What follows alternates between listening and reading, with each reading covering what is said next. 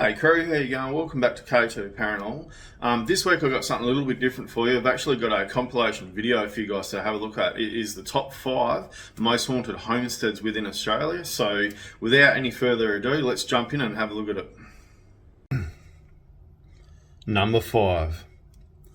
The Black Rock House, or as it was sometimes called Ebden Castle, was the centre of a social life for Melbourne's elite and also officers of the 40th Regiment prior to their embarkment to India at the time of the Mutiny in 1857. It is believed that Charles Hodson Ebden named it Black Rock after a place in County Cork where he spent some of his youth before becoming a pastoralist, a businessman and a parliamentarian. Determined to build himself a country home, Ebden selected 122 acres of bush country with the side of the sea and designed a T-shaped brick and timber house with a cellar joined by a covered walkway to a stone yard and stables. The house was finished in 1856 and lies on the coast of Melbourne in Victoria, just 25 kilometres from Melbourne's CBD, with some of the large brown stonework coming from the nearby cliffs and also said to have been built by some of the escaped convicts from Tasmania. People have claimed to see apparitions jumping from the top where the old tower used to be, men fighting in the front yard, thought to be from a famous bare-knuckle fistfight that took place on the property. Mr. Ebden has been spotted roaming the halls, and many that sit in his chair felt like they've been choked, and even seen his face in the mirror. Paranormal investigators have captured EMF activity, temperature drops, and EVPs in the hallway. Number 4. Located in Redland, Queensland in Australia is the Whipstead House, built in 1889 by Patrick Horace, and it is also known as Bayview Private Hospital and Fenbourne. The large 2-storey timber residence sits in a substantial garden approximately 4.5 acres, which was watered from a bore 100 feet deep and also to a large tank on a stand 80 feet high, which was sufficient enough to pressure feed the taps in the house and the kitchen. The owner, a wealthy landowner, was Gilbert Burnett, who was also a timber mill proprietor, a member of the local divisional boards, and an employee of the Queensland sugar industry. The post-boom depression in the early 1890s seen Burnett become insolvent and sold the house, thus changing its name from Fenbourne to Whipstead.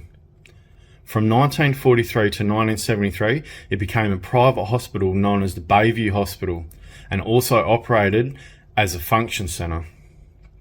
4 spirits said to haunt the premises are Gilbert's wife, Martha, with the smell of perfume, and she can be seen upstairs in a window.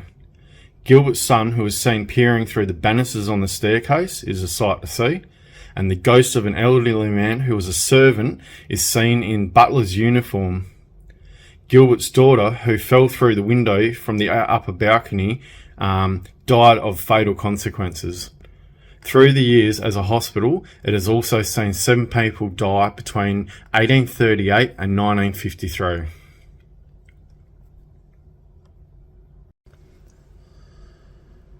Number 3.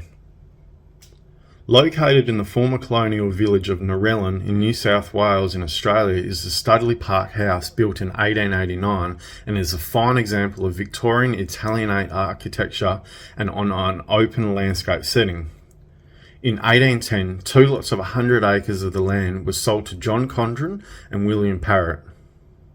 By 1888, both lots of land was sold as one to William Charles Payne for £1,400 or $2,665 Australian, and the house, stables, granary and engine house were constructed. The engine house contained a steam traction engine and a dynamo which provided electricity to the house.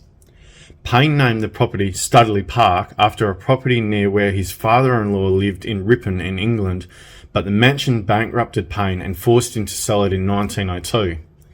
This was the same year that it became Camden Grammar School, and this continued right up until 1933 when the school closed and was sold for $4,900 to Arthur Gregory, who actually became the sales manager of 20th Century Fox.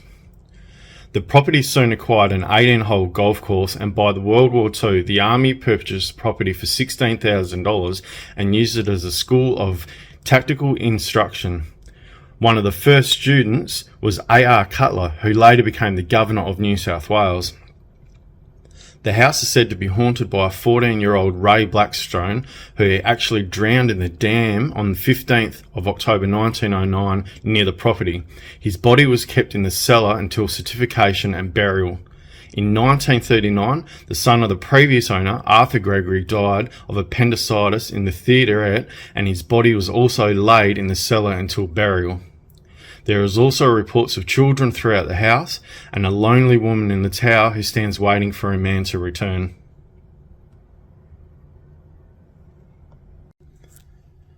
Number 2. Constructed in 1885 is the Monte Christo Homestead, located on a hill that overlooks a town in Junee, New South Wales. The two-storey late Victorian-style manor was constructed by Christopher William Crowley, a farmer whose fortunes changed when he built the hotel near a rail line in the 1800s for himself and his family. A small brick cottage on the property was the original homestead, which still exists today, but once the hotel was completed, the cottage was turned into servants' quarters. Christopher Crowley died in the homestead on December 14, 1910 from heart failure and blood poisoning, and his wife, Elizabeth, although remaining in the house, she died at the age of 92 on August 12, 1933 from a ruptured appendix. During these times, Crowley's maid threw herself off the balcony, supposedly when discovered she was pregnant. A stable boy burned to death in an arson attack, but the Crowley's family remained residents there until 1948. The house sat vacant apart from general caretakers until 1963, when it was repurchased and then earned its reputation as Australia's most haunted house. It is featured on TV shows such as A Big Country in 1977, Getaway in 1992, a paranormal-based reality show called Scream Test in the year 2000, and My Ghost Story in 2013. Monte Christo is open to the public for self-guided tours. Number 1. Built in 1851, the homestead, which stands on the Oakabella River just south of Northampton in WA, has earned its reputation as being the most haunted homestead in WA, if not Australia. Originally, the indigenous Nanda tribe were the people who called this land their home, but confrontation with early pioneers seen many of the Aboriginal people in the area die as a result. On a still night, you can still hear the echoing of didgeridoos through the hills. Originally consisting of 50,000 acres, of which 8,000 were freehold, there is a 13-room cottage, kitchen house, shearing shed, and a church which doubled as a classroom and held many social events within it. In one room, there is a window where a 3-year-old boy was hanging out of the window, and the window collapsed on him, killing him instantly. The room has 2 single beds, and it is adorned with children's toys and said to be evidence of a child spirit that likes this bedroom. Apparently, dogs won't go into the room.